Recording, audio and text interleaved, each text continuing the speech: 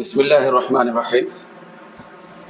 اللہم صلی وسلم وبارک علی حبیبک سیدنا و شفیعنا و کریمنا و مولانا محمد وعلی آلہ و صحبہ وبارک وسلم۔ معزز سامعین و ناظرین، السلام علیکم ورحمۃ اللہ وبرکاتہ۔ دوستو، میں روزانہ جو ہم 5 وقت مسجد میں داخل ہوتے وقت جو دعا کرتے ہیں، تو اس بار بار کی جانے والی دعا کی طرف سب سے پہلے میں آپ کی توجہ مبذول کرانا چاہتا ہوں۔ وہ دعا یہ ہوتی ہے،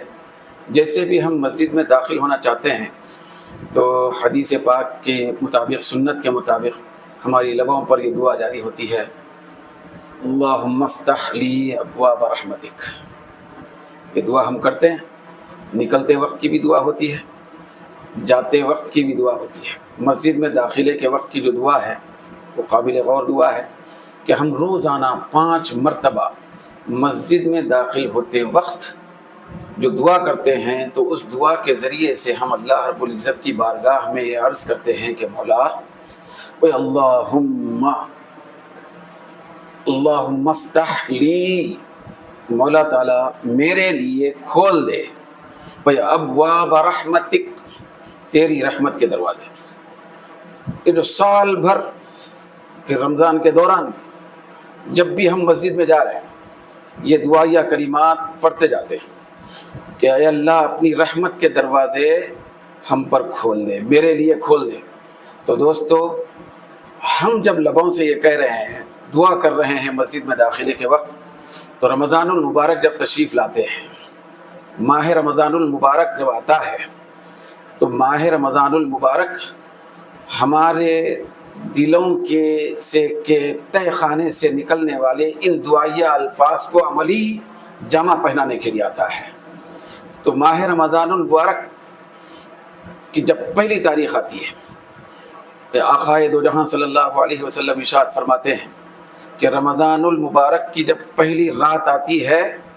جیسے ہی چاند نکلنے کے بعد پھر رمضان المبارک کے مہینے کی پہلی رات شروع ہوتی ہے، تو اسی وقت حدیث میں آتا ہے، سرکار دو عالم صلی اللہ علیہ وسلم نے ارشاد فرمایا کہ اللہ تبارک و تعالی رحمت کے دروازے اپنی مرضی سے کھول دیتا ہے۔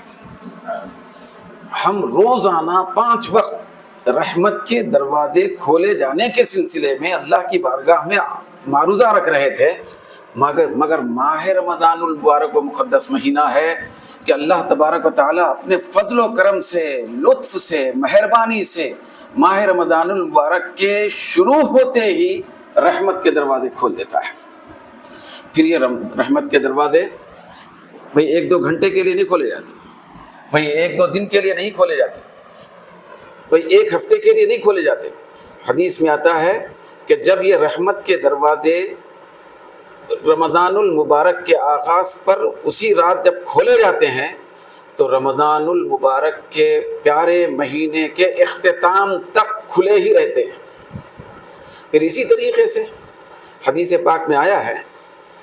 کہ آسمان کے دروازے کھولے جاتے ہیں۔ جب ماہ رمضان المبارک کی پہلی رات آتی ہے، تو اللہ تبارک و تعالیٰ کے حکم سے آسمان کے دروازے کھولے جاتے ہیں۔ پھر حدیث میں یہ بھی الفاظ آئے ہیں کہ جنت کے دروازے کھولے جاتے ہیں، پھر دوزخ کے دروازے بند کر دیے جاتے ہیں۔ پھر حدیث کے الفاظ ہیں کہ شیاطین کو قید کیا جاتا ہے، پھر سرکش جنوں کو بھی مقید کر دیا جاتا ہے۔ یہ سارا کا سارا ماحول بنایا جاتا ہے۔ جب ماہ رمضان المبارک کا آغاز ہوتا ہے، تو اس کے اندر سب سے پہلے رحمت کے دروازے کھولے جاتے ہیں، پھر اس کے بعد آسمان کے دروازے کھولے جاتے ہیں۔ مطلب یہ ہے کہ اللہ تبارک و تعالیٰ وہ اپنے فضل و کرم سے، اپنے رحم سے، اپنے لطف سے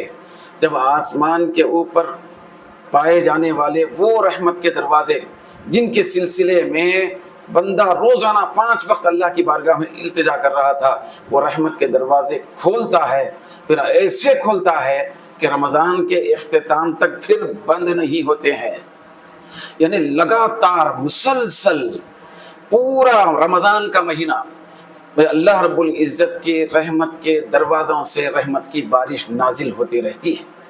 تو چنانچہ ماہ رمضان المبارک کی راتوں کو معمولی نہ سمجھے، ماہ رمضان المبارک کے دن کو معمولی نہ سمجھیں، بلکہ اس کی ایک ایک ساعت اور ایک ایک گھڑی، ایک ایک منٹ اور سیکنڈ کو غنیمت جانتے ہوئے بھئی اس ماہ مبارک سے بھرپور فائدہ اٹھانے کی کوشش کریں۔ ماہ رمضان المبارک یہ رحمت کے دروازے کھلاتے ہوئے آتا ہے، جنت کے دروازوں کو کھلاتے ہوئے آتا ہے،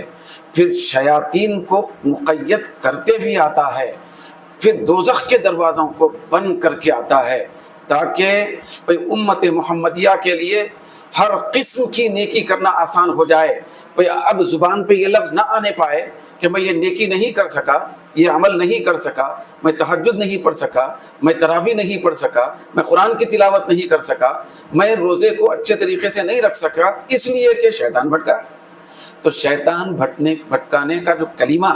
ہماری زبان پہ جاری ہوتا ہے، جاری ہوتا رہتا ہے، تو ہم ساری چیزوں کو، ہماری کوتاہیوں کو ہم شیطان کے کھاتے میں نہ ڈالیں۔ تو اللہ رب العزت نے